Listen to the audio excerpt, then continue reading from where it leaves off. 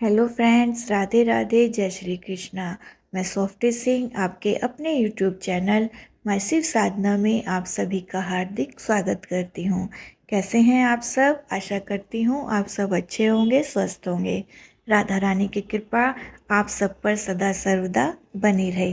दोस्तों, सफला एकादशी जैसे कि नाम से ही पता चलता है, प्रत्येक कार्य में सफलता दिलाने वाली एकादशी। तो आज की वीडियो में हम पौष मास के कृष्ण पक्ष में आने वाली एकादशी तिथि, जिसे सफला एकादशी कहते हैं, के बारे में बात करने वाले हैं। आज की वीडियो में आप सफला एकादशी की सही तिथि और पारण के शुभ मुहूर्त के बारे में जानने वाले हैं, और इसके साथ ही आप सफला एकादशी की व्रत कथा और एकादशी माता की कथा भी आज की वीडियो में सुनने वाले हैं। तो बहुत महत्वपूर्ण है वीडियो, पूरा अवश्य देखिएगा बिना स्किप किए हुए। और वीडियो पसंद आए तो उसे लाइक और चैनल को सब्सक्राइब अवश्य करिएगा। तो चलिए वीडियो शुरू करते हैं। दोस्तों, हिंदू धर्म में एकादशी का अत्यंत विशेष महत्व माना गया है। प्रत्येक मास के कृष्ण और शुक्ल पक्ष में एक एक एकादशी तिथि आती है, और हर एकादशी अपनी अलग पौराणिक महत्ता रखती है। इसी क्रम में पौष मास के कृष्ण पक्ष में पड़ने वाली एकादशी को सफला एकादशी कहा जाता है, जिसे पौष कृष्ण एकादशी के नाम से भी जाना जाता है। इस दिन भगवान विष्णु की विधिवत पूजा अर्चना और व्रत रखने का विधान है। स्नान, दान और भक्ति भाव से की गई उपासना का इस तिथि पर विशेष फल प्राप्त होता है। इस दिन पूजा करने के साथ व्रत रखने से हर क्षेत्र में सफलता प्राप्त होती है। इस साल एकादशी तिथि 2 दिन होने के कारण असमंजस की स्थिति बनी हुई है। किस दिन एकादशी का व्रत रखना उचित होगा, आइए जानते हैं सफला एकादशी की सही तिथि, शुभ मुहूर्त और पारण के समय के बारे में। दोस्तों, पंचांग के अनुसार पौष माह के कृष्ण पक्ष की एकादशी तिथि 14 दिसंबर रविवार के दिन शाम को 6:50 पर आरंभ हो रही है, जो 15 दिसंबर को रात 9:21 पर समाप्त होगी। ऐसे में उदया तिथि के अनुसार सफला एकादशी का व्रत 15 दिसंबर 2025 दिन सोमवार को रखा जाएगा। सफला एकादशी का व्रत 10वीं तिथि के साथ आरंभ होता है, जो द्वादशी तिथि को समाप्त होता है। 10वीं तिथि को कुछ नियमों का पालन करने के साथ एकादशी को व्रत रखते हैं और द्वादशी को व्रत का पारण करते हैं। सफला एकादशी व्रत का पारण 16 दिसंबर दिन मंगलवार को किया जाएगा, जिसके पारण का शुभ समय होगा सुबह 7:07 से लेकर 9:11 तक। इस बीच आप अपने व्रत का पारण कर सकते हैं। दोस्तों, सफला एकादशी के दिन भगवान विष्णु की विधिवत पूजा और व्रत करने से व्यक्ति को जीवन के सभी क्षेत्रों में सफलता प्राप्त होती है। इस दिन तुलसी माता के समक्ष दीपक जलाना और दीपदान करना अत्यंत शुभ माना गया है। मान्यता है कि ऐसा करने से सौभाग्य के द्वार खुल जाते हैं और किस्मत चमक उठती है। धार्मिक ग्रंथों में उल्लेख मिलता है कि सफला एकादशी का व्रत करने से 100 राजसूय यज्ञ और 1000 अश्वमेध यज्ञ के फल के समान पुण्य प्राप्त होता है। एकादशी के दिन सुबह भगवान विष्णु व माता लक्ष्मी की विधिवत पूजा करने के बाद एकादशी की व्रत कथा का पाठ करना चाहिए या फिर सुनना चाहिए। तो आइए सफला एकादशी की व्रत कथा का पाठ करते हैं, आप प्रेम पूर्वक सुनिए।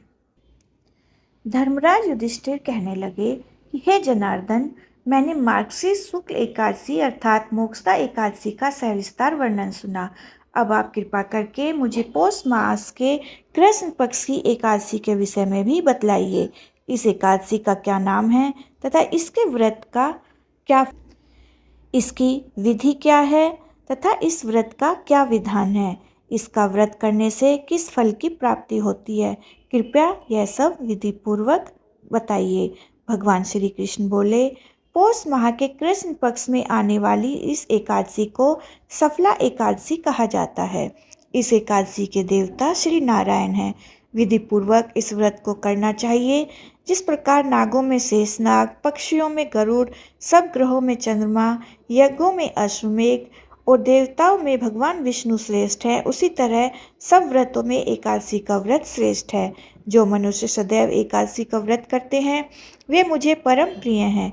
इसका महात्म्य मैं तुमसे कहता हूँ, ध्यानपूर्वक सुनो। भक्त वत्सल भगवान श्री कृष्ण कहने लगे कि हे धर्मराज, मैं तुम्हारे स्नेह के कारण तुमसे कहता हूँ कि एकादशी व्रत के अतिरिक्त मैं अधिक से अधिक दक्षिणा पाने वाले यज्ञ से भी प्रसन्न नहीं होता हूँ। अतः इसे अत्यंत भक्ति और श्रद्धा से युक्त होकर करें। हे राजन, द्वादशी युक्त पौष कृष्ण एकादशी का महात्म्य तुम एकाग्रचित होकर सुनो। चंपावती नगरी में एक महिष्मान नाम का राजा राज्य करता था। उसके 4 पुत्र थे। उन सब में लुम्पक नाम वाला बड़ा राजपुत्र महापापी था। वह पापी सदा पर स्त्री और वेश्यागमन तथा दूसरे बुरे कामों में अपने पिता का धन नष्ट किया करता था। सदैव ही देवता, ब्राह्मण, वैष्णवों की निंदा किया करता था। जब राजा को अपने बड़े पुत्र के ऐसे कुकर्मों का पता चला तो उन्होंने उसे अपने राज्य से निकाल दिया। तब वह विचारने लगा कि कहाँ जाऊं, क्या करूं। अंत में उसने चोरी करने का निश्चय किया। दिन में वह वन में रहता और रात्रि को अपने पिता की नगरी में चोरी करता तथा प्रजा को तंग करने तथा उन्हें मारने का कुकर्म करता रहता था। कुछ समय पश्चात सारी नगरी भयभीत हो गई। वह वन में रहकर पशु आदि को मारकर खाने लगा। नागरिक और राज्य के कर्मचारी उसे पकड़ लेते, किंतु राजा के भय से छोड़ देते। वन में एक अति प्राचीन विशाल पीपल का वृक्ष था। लोग उसकी भगवान के समान पूजा करते थे। उसी वृक्ष के नीचे वह महापापी लुम्पक रहा करता था। इस वन को लोग देवताओं की क्रीड़ा स्थली मानते थे। कुछ समय पश्चात पौष कृष्ण की 10वीं के दिन वह वस्त्रहीन होने के कारण शीत के चलते सारी रात्रि सो नहीं सका। उसके हाथ पैर अकड़ गए। सूर्योदय होते होते वह मूर्छित हो गया। दूसरे दिन एकादशी को मध्याह्न के समय सूर्य की गर्मी पाकर उसकी मूर्छा दूर हुई। गिरता पड़ता वह भोजन की तलाश में निकला। पशुओं को मारने में वह समर्थ नहीं था, अतः पेड़ों के नीचे गिरे हुए फल उठाकर वापस उसी पीपल वृक्ष के नीचे आ गया। उस समय तक भगवान सूर्य अस्त हो चुके थे। वृक्ष के नीचे फल रखकर कहने लगा, हे भगवान, अब आपके ही अर्पण है ये फल, आप ही तृप्त हो जाइए। उस रात्रि को दुख के कारण रात्रि को भी उसे नींद नहीं आई। उसके इस उपवास और जागरण से भगवान अत्यंत प्रसन्न हो गए और उसके सारे पाप नष्ट हो गए।